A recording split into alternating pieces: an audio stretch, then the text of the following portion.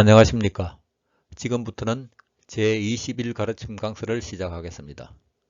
이 가르침의 제목은 열애도 과거에 최상의 깨달음을 얻은 법이 없었다라고 붙였습니다. 먼저 경전의 내용을 알아보겠습니다. 수보리 의우나 열애 의연등불소 유법덕 안욕따라 삼맥삼보리부 수보리야 어떻게 생각하느냐. 열애가 과거 연등 부처님 계신 곳에서 최상의 바른 깨달음을 얻은 법이 있지 않았느냐.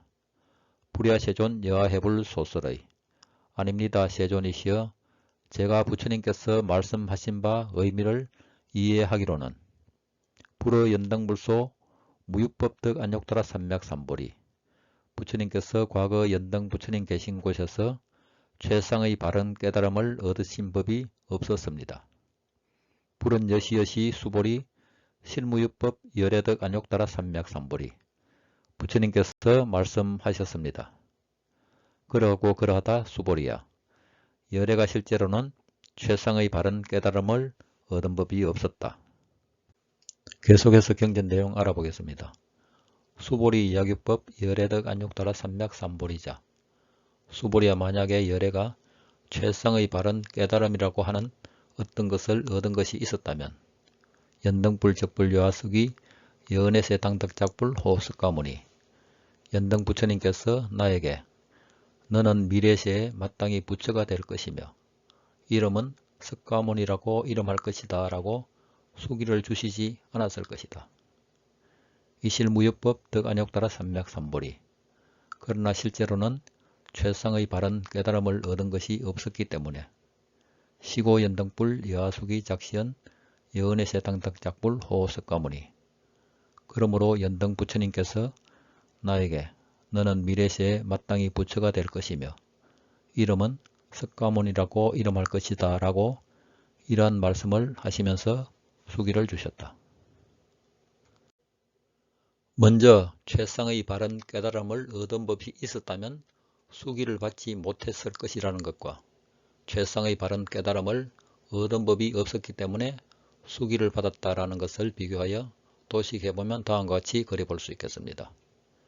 여기서 왼쪽 그림은 최상의 바른 깨달음을 얻은 것이 있다고 하면서 마음속에 집착한다는 것을 도식하였고 얻은 법이 있다고 집착함으로 연등 부처님이 후시에 부처가 될 것이라고 수기를 주지 않았다는 것을 의미하고 오른쪽 그림은 최상의 바른 깨달음을 얻은 바가 없었다는 것을 도식하였는데 깨달음을 얻은 바가 없으므로 즉 집착하지 않으므로 연등 부처님이 후시에 부처가 될 것이라고 수기를 주셨다는 것을 의미한다고 할 수 있겠습니다. 이 내용은 제9 가르침의 마지막 부분에서 설해진 수보리 존재의 답변과 동일한 의미라고 할 수 있겠습니다. 그 내용을 한번 상기하면서 그 의미를 음미해 보겠습니다. 제가 만약에 아라한의 도를 얻었다라고 이러한 생각을 한다면 세존께서는 곧바로 수보리는 고요한 장소에서 마음을 수행하는 아란나 행이라고 하는 것을 즐기는 자라고 말씀하시지 않았을 것입니다. 그러나 수보리가 실도 고요한 장소에서 마음을 수행하는 아란나 행을 행한 바가 없었기 때문에 즉 마음에 그러한 상을 내지 않았기 때문에 수보리가 아란나 행을 좋아한다고 설하셨습니다. 여기서 무유법, 실무유법 등에서 나오는 법에 대한 개념을 살펴본다면 첫 번째 법이라는 개념은 일반적으로 우리가 알고 있는 부처님의 가르침 또는 불법의 진리라는 의미로 사용되고 있으며 그리고 두 번째의 의미로는 마음으로 인식할 수 있는 대상, 즉 색성량 미촉법의 인식 대상을 가리키는 의미이며 여기서는 무유법, 실무유법 등에서와 같이 의존 명사로서 어떤 다른 수식어가 있어야 명확한 의미를 전달할 수 있는 단어로 해석한다면 의미 전달이 쉬우리라 생각합니다. 다시 경전 내용 알아보겠습니다.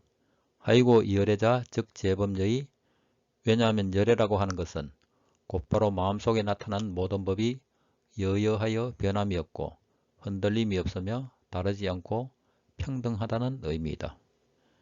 야규인은 열애덕 안욕따라 삼맥삼보리 만약 열애가 최상의 바른 깨달음을 얻었다라고 말하는 사람이 있다면 수보리 실무요법 불득안욕따라 삼맥삼보리 수보리와 실로 열애는 최상의 바른 깨달음을 얻은 법이 없었다.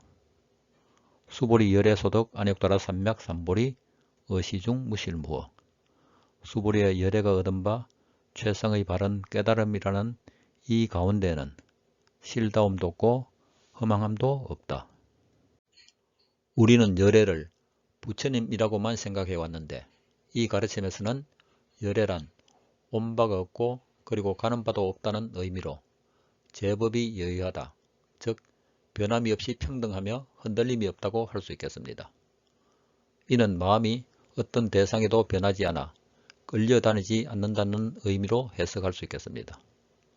따라서 우리는 열애를 밖에서 찾으려 하지 말고 우리 내면의 청정한 마음이 곧 열애라는 것을 깨달아서 우리의 마음속에서 열애를 발견해야 할 것입니다. 부처님의 깨달음에는 어떠한 법도 얻은 바가 있지 않다고 하는 것은 부처님이 내가 깨달은 법이 있다고 설하신다면 곧 부처님도 아상, 인상, 중생상, 수자상에 집착하는 것이 된다고 할 수 있겠습니다. 즉 바른 깨달음이란 이것이다 혹은 저것이다 라고 분별을 하지 않고 어떤 대상에서 치우치지 않고 집착이 없는 상태를 말한다고 할 수 있습니다.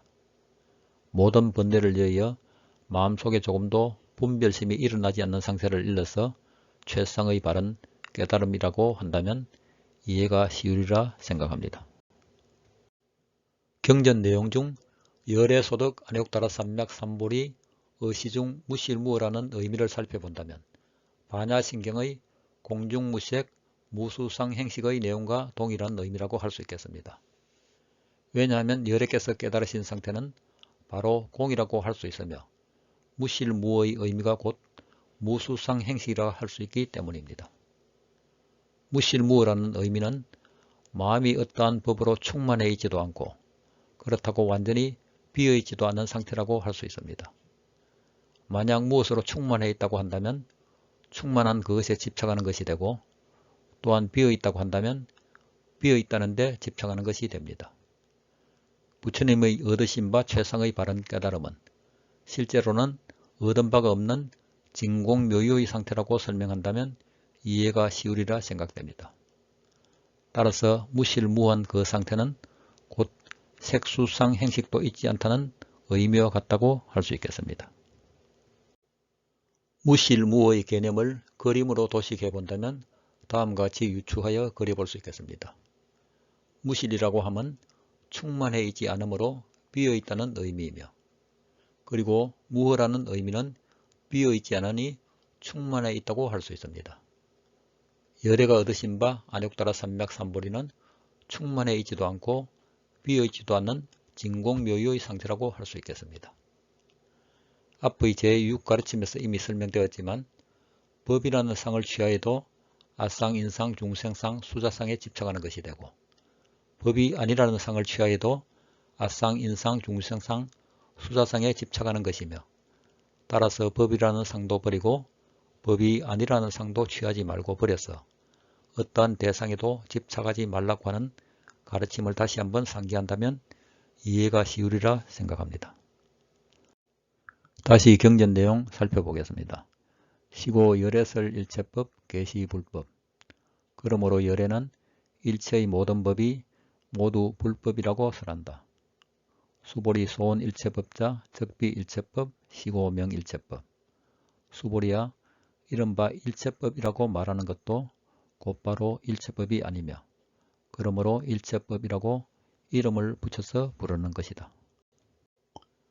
본래 어떠한 법이라고 하는 것이 없는데 우리는 어떤 대상을 인식하면서 그에 대한 이름을 붙여서 부르기 때문에 그 이름에 집착하는 경향이 많다고 할 수 있습니다. 다음의 가르침을 음미해 본다면 제21 가르침에서 언급한 내용의 의미를 잘 이해할 수 있으리라 생각해 봅니다.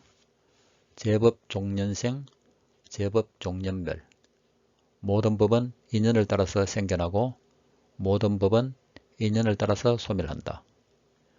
이와 같은 가르침의 의미를 잘 사유해 본다면 모든 법, 즉 인식 대상에 집착하지 않고 그 대상이 사라진다면 우리의 마음은 고요해질 것이라 생각합니다. 제21 가르침인 열애도 과거에 최상의 깨달음을 얻은 법이 없었다라는 가르침의 강서를 마치도록 하겠습니다. 지금까지 경청해 주셔서 감사합니다.